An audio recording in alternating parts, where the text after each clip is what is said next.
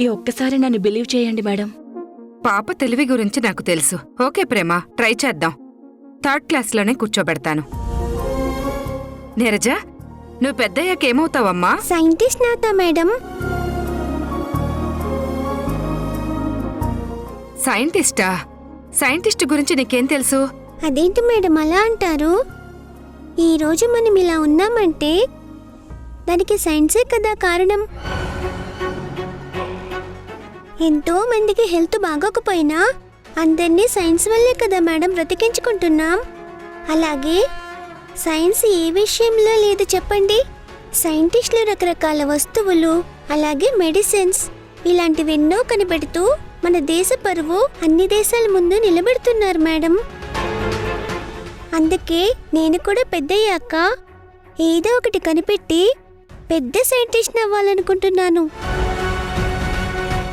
సైంటిస్టుల గురించి ఇంత గొప్పగా నీకెవరు చెప్పారు?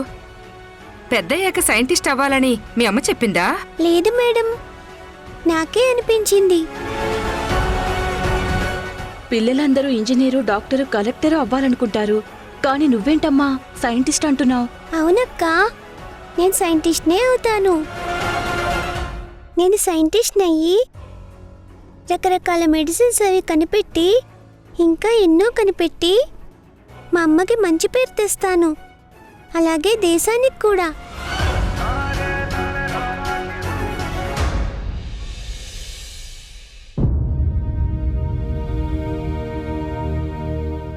చూడమ్మా యశోదా, ఒకప్పుడు నిన్ను ప్రాణానికి ప్రాణంగా ప్రేమించిన నంద ఇప్పుడు నీతో జీవితాన్ని పంచుకోలేను అంటున్నాడు. ఒక తండ్రి స్థానంలో ఉండి నేను నీతో ఇప్పుడు మాట్లాడుతున్నాను.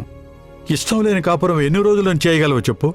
అందుకే నందా కోరుకున్నట్లు అతనికి విడాకులిచ్చి నువ్వు నీకు నచ్చిన జీవితాన్ని బ్రతుకు. అలాగే నందా తనకు నచ్చినట్టు తానుంటాడు. తండ్రి స్థానంలో ఉండి మాట్లాడుతున్నాను అంటున్నారు. ఏ తండ్రి అయినా కాని ఇలా మాట్లాడతారా? ఆ అమ్మాయికి అబ్బాయికి నచ్చజెప్పి ఇద్దరిని కలపాలనుకుంటారు, కానీ మీరు విడదీయాలనుకుంటున్నారు. అది కూడా నా వైపు ఏ తప్పు లేకుండా. ఏ తప్పు లేదా? ఏ తప్పు లేకుండానే నిన్ను ప్రాణానికి ప్రాణంగా ప్రేమించే నందా నీ నుంచి విడిపోవటానికి డైవర్స్ అడుగుతాడా? నువ్వు ఏ తప్పు చేయకపోతే నంద నీ నుండి ఎందుకు దూరం అవ్వాలనుకుంటున్నాడో చెప్పు. సరే, నేను తప్పు చేశాను అంటున్నారు కదా, నేనేం తప్పు చేశానో చెప్పండి. నా తప్పు మీరు ప్రూవ్ చేయకుండా మాత్రం నన్ను డైవర్స్ అడగొద్దు. నేను ఎట్టి పరిస్థితుల్లోనూ డైవర్స్ ఇవ్వను.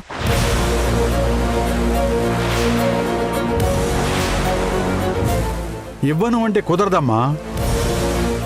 నీ కేసులో నీ ప్రమేయం లేకుండా కూడా డైవర్స్ తెప్పించొచ్చు. మిగతా కేసుల్లో ఎలా ఉన్నా కానీ నీ కేసులో మాత్రం వెంటనే డైవర్స్ మంజూరవుతాయి. ఎందుకో చెప్పనా? నువ్వు ఒక క్రిమినల్వి.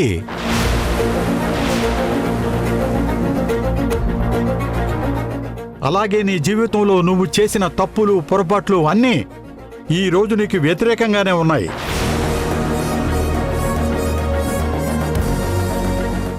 నువ్వు పెళ్లికి ముందు ఒక అతన్ని ప్రేమించావు. అంతకంటే ముందు నువ్వు తల్లివయ్యావు. బిడ్డకు కూడా జన్మనిచ్చావు. కానీ ఆ బిడ్డకు తండ్రి నువ్వు ప్రేమించిన అతను కూడా కాదు, ఇంకొక అతను.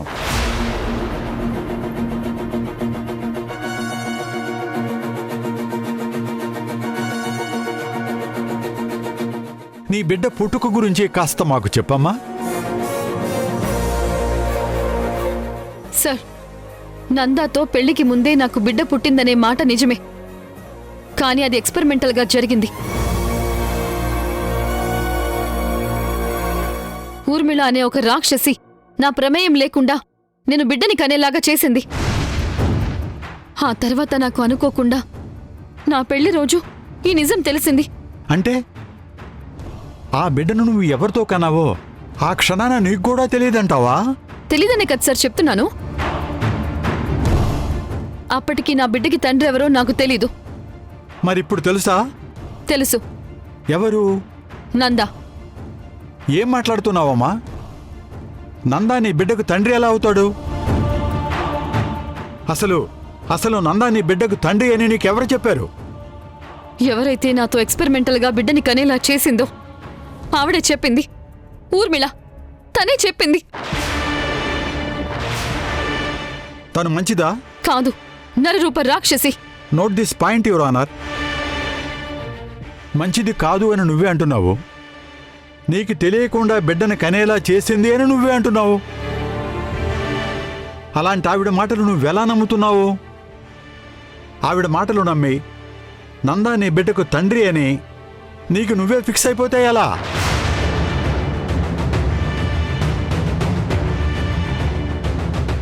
అసలు నీ మనసులో ఏముందమ్మా?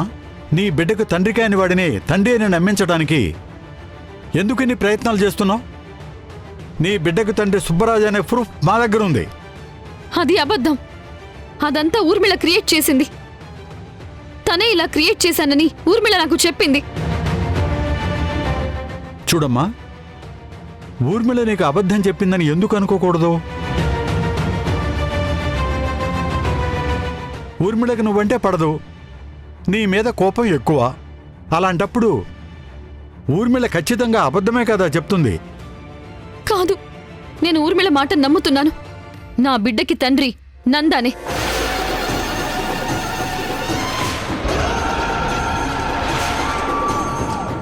సరే, నీ బిడ్డకు తండ్రి నందానే అనుకుందాం.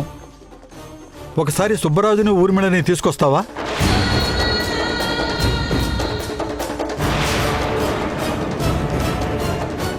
సార్, వాళ్ళు చనిపోయారు.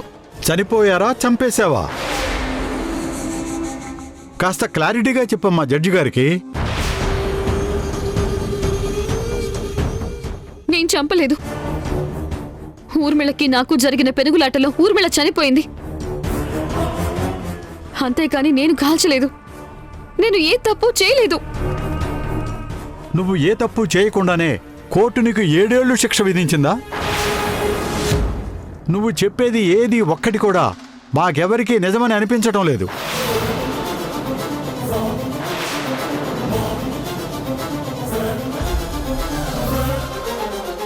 అసలు నేను మెయిన్ కోర్టుకే తీసుకురావాల్సింది. కానీ ఇలా కౌన్సిలింగ్ చేస్తున్నట్లు ఎందుకు చేస్తున్నామో తెలుసా? నా క్లయింట్కు సమాజంలో ఉన్న మంచి పేరు పోకూడదని. అలాగే నువ్వు కూడా ఒక ఆడపిల్లవు కాబట్టి నీ తప్పు నువ్వు తెలుసుకుని డైవర్స్ ఇచ్చేస్తావని జడ్జి గారిని రిక్వెస్ట్ చేసి కౌన్సిలింగ్ లాగా దీన్ని ఏర్పాటు చేశాము. కానీ నువ్వు నీ పద్ధతి మార్చుకోకుండా అన్ని అబద్ధాలే చెప్తూ ఉన్నావు. నువ్వు చేసిన ఎన్నో పనుల్ని నందా కాబట్టి భరిస్తూ వచ్చాడు. ఇప్పటికైనా మించిపోయింది లేదు. నువ్వు చేసింది తప్పు అని ఒప్పుకునే నీ బిడ్డకు తండ్రి నందా కాదు అని జడ్జి గారి ముందు చెప్పి నీకు భరణం కింద ఎంత కావాలో అడిగి తీసుకో. అప్పుడు నీ జీవితం బాగుంటుంది, నీ బిడ్డ జీవితం కూడా బాగుంటుంది, అలాగే నందా వాళ్ళు కూడా బాగుంటారు.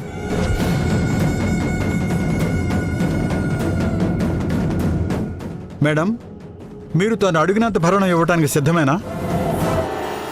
అవునండి, తను అడిగినంత ఇవ్వడానికి మేం సిద్ధమేనండి. మా అబ్బాయి జీవితంలో తను లేకపోతే చాలు, అనవసరంగా నా బిడ్డ జీవితం మీద మచ్చ పడుతుంది. తనకి ఏ సంబంధం లేని బిడ్డకి తండ్రి అని ఈ సమాజం అంతా కోడై కూస్తుంది. అది భరించడం మా వల్ల కావట్లేదు. దయచేసి మా అబ్బాయికి డివోర్స్ ఇప్పించండి.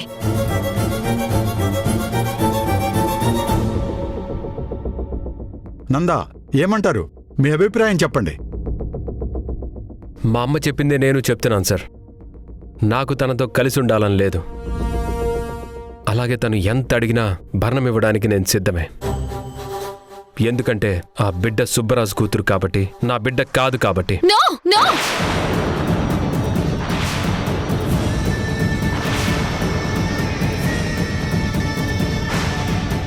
మీకెన్నిసార్లు చెప్పాలి ఆ బిడ్డ మన బిడ్డ అని?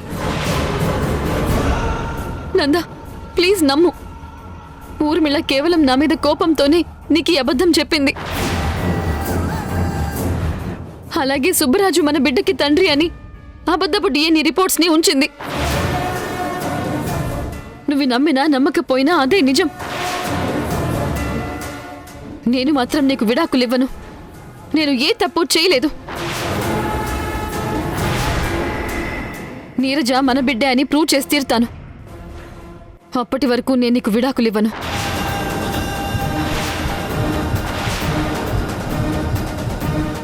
ఇవ్వను అంటే కుదరదమ్మా. నువ్వు ఇవ్వకపోయినా గానీ మేం కోర్టు ద్వారా తెచ్చుకోగలం. పోనీలే పాపం అని భరణం ఇప్పిద్దామనుకున్నాను కానీ నువ్వు నా మాట వినేటట్టు లేవు. That's all your honour. నిజానిజాలు పరిశీలించి అతి త్వరలో మీరు న్యాయం వైపు నిలబడి నా క్లయింట్ నందా జీవితాన్ని బాగు చేస్తారని కోరుకుంటున్నాను. That's all your honour.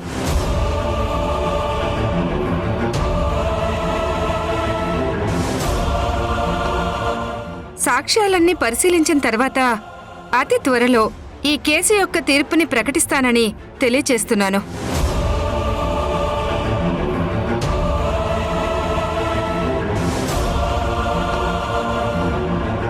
Nanda, cool. అనుకున్నాను. నువ్వు నన్ను బలవంతంగా ఊరికి వెళ్ళమని పంపించినప్పుడే నాకు అనుమానం వచ్చింది. అందుకే నేను వెళ్ళలేదు. గొప్ప పని చేశారు.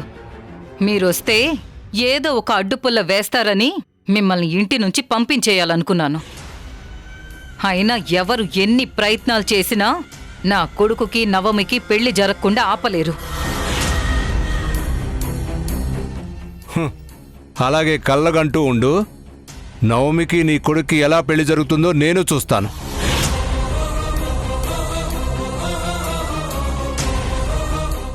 ఎప్పటికైనా యశోదే మన ఇంటి కోడలు.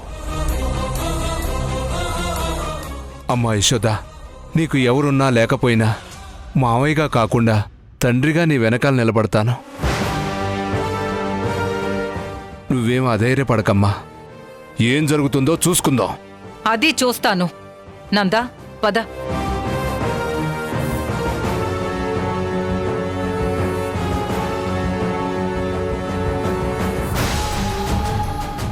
ఏంటి మావయ్య, నందా రోజు రోజుకి ఇలా తయారవుతున్నాడు.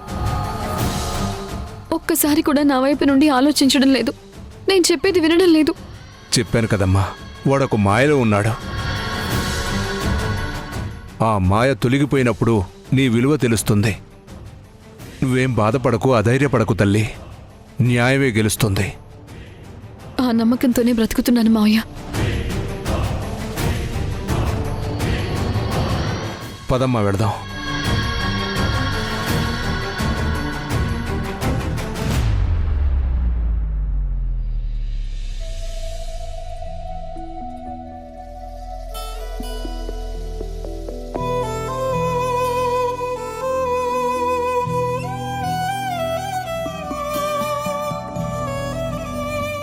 ఎందుకంటే ఆ బిడ్డ సుబ్బరాజు కూతురు కాబట్టి, నా బిడ్డ కాదు కాబట్టి. నా వెనక నాది అనుకున్న నా ప్రపంచం ఏది నిలబడినప్పుడు నువ్వే నందా, నువ్వు ఒక్కడివే. నేను ఏ తప్పు చేయలేదని నమ్మావు. నా వెంటే నడిచావు, ధైర్యం చెప్పావు, జీవితాంతం తోడుంటాను అన్నావు. నా అందం కంటే నా మనసును చూసి నువ్వు ప్రేమించావు.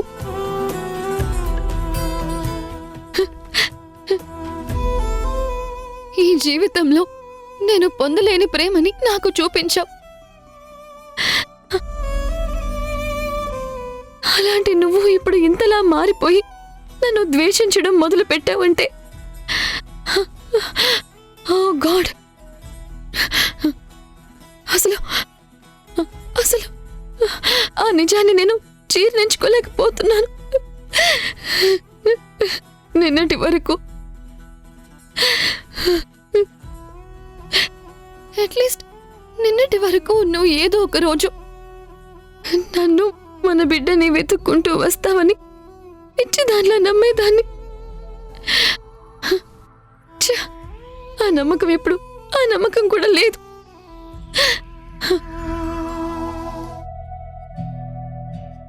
అయినా సరే నేను అధైర్యపడను. నిన్నంత సులువుగా ఆ నవమి చేతుల్లో పెట్టను. ఆ నవమి ఒక రాక్షసి. అక్క అక్క అంటూనే మనిద్దరి మధ్యలో చిచ్చు పెట్టింది. ఆ రాక్షసి నిజస్వరూపం నీకు తెలిసేలా చేస్తాను నందా, చేస్తాను.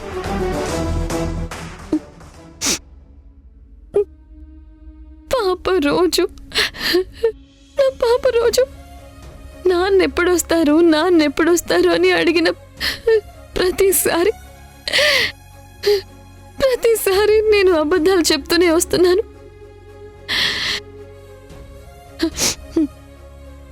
నేను చెప్పినవి అబద్ధాలని తెలిసిన మరుక్షణం పాప నన్ను అసహ్యంగా చూస్తుంది.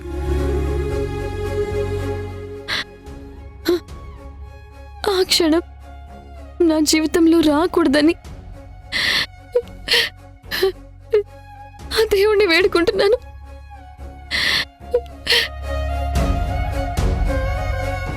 అక్క, అమ్మేం చేస్తుంది? అమ్మ వంట చేస్తుందిలే నీరజ. అమ్మ వచ్చిన దగ్గర నుంచి నాతో సరిగ్గా మాట్లాడడం లేదు.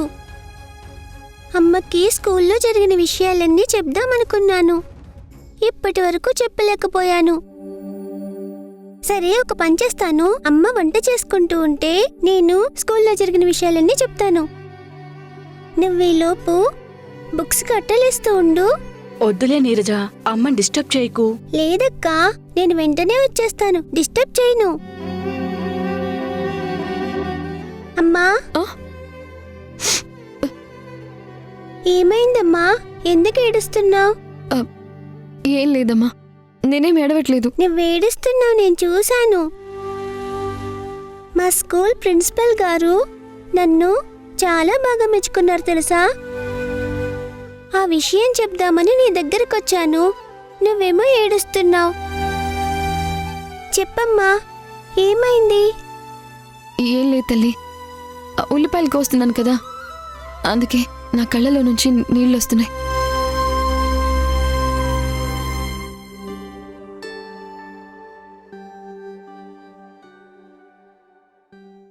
అంతేనా? నువ్వింకా బాధపడుతున్నావేమో అనుకున్నాను. సరేలే, నువ్వు వంట చేసి త్వరగా వచ్చే, నీకు బోల్డని కబుర్లు చెప్పాలి. అలాగే, నువ్వు వెళ్ళి అక్క దగ్గరుండు, నేను వచ్చేస్తాను. అలాగే అమ్మా.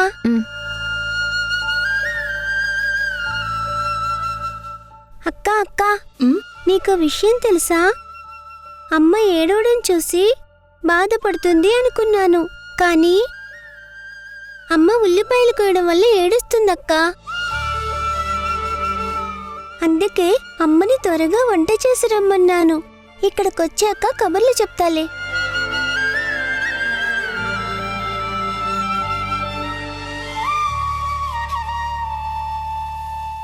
అక్కా, ఎక్కడికి? అమ్మతో చిన్న మాట చెప్పొస్తాను, నువ్విక్కడే ఉండు, నేను వచ్చేస్తాను. కూర్చో. అలాగే అక్కా. బావుందక్కా, చాలా బావుంది. నువ్వేడవడం పాప చూస్తే బాధపడుతుందని ఏడవడం కోసం ఉల్లిపాయలు కట్ చేస్తున్నట్టు నాటకమాడుతున్నావు కదా. అదేం లేదులే ప్రేమ, నిజంగానే ఉల్లిపాయలు కోస్తుంటే కన్నీళ్ళొచ్చాయి. నువ్వు వంట చేయడం పూర్తయి పావుగంట అవుతోందక్కా. మరిప్పుడెందుకు ఇన్ని ఉల్లిపాయలు కట్ చేస్తున్నావు? నేను మరీ నీరజ అంతా చంటిపిల్లని కాదక్కా, నువ్వు చెప్పే అబద్ధాలు నమ్మడానికి. నీ కన్నీళ్లు ఉల్లిపాయలు కోయడం వల్లొస్తున్నాయో బాధ నుంచి వస్తున్నాయో తెలుసుకోలేకపోవడానికి. చెప్పక్కా, అసలేం జరిగింది? నువ్వొక ఇంపార్టెంట్ పని మీద బయటికి వెళ్ళొస్తానన్నావు, అదేంటి? చెప్పక్కా. నీ గతం గురించి నేనిప్పటి వరకు ఎప్పుడూ అడగలేదు, కాని మొదటిసారి అడుగుతున్నానక్కా, చెప్పు. బాధని వేరొకరితో పంచుకుంటే తగ్గుతుంది అంటారు. నీ గుండెలో బాధని దించేసుకో అక్కా.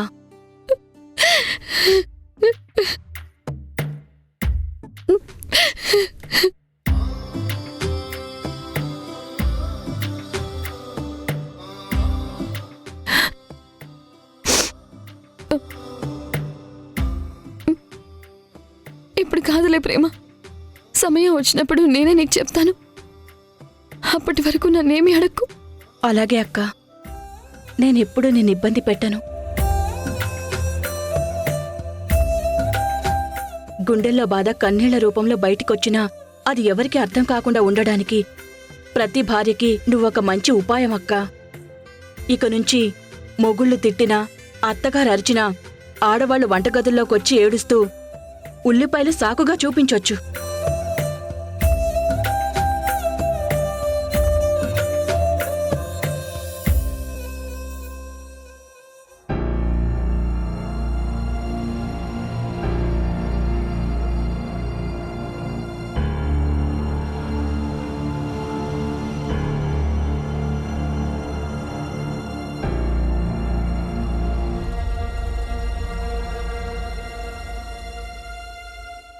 దాక్షాయణి గారు,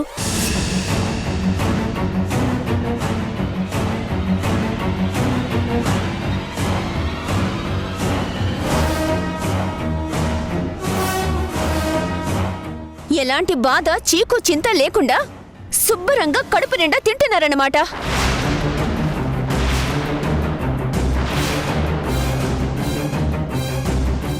తినండమ్మా, బాగా తినండి. మీరు మాత్రం ఆనందంగా బ్రతకండి. అక్కడ నా కూతురు నవమి నంద తనకి దక్కుతాడా లేదా అని కుమిలి కుమిలి ఏడుస్తూ సరిగ్గా 4 రోజుల నుంచి తిండి కూడా తినడం లేదు.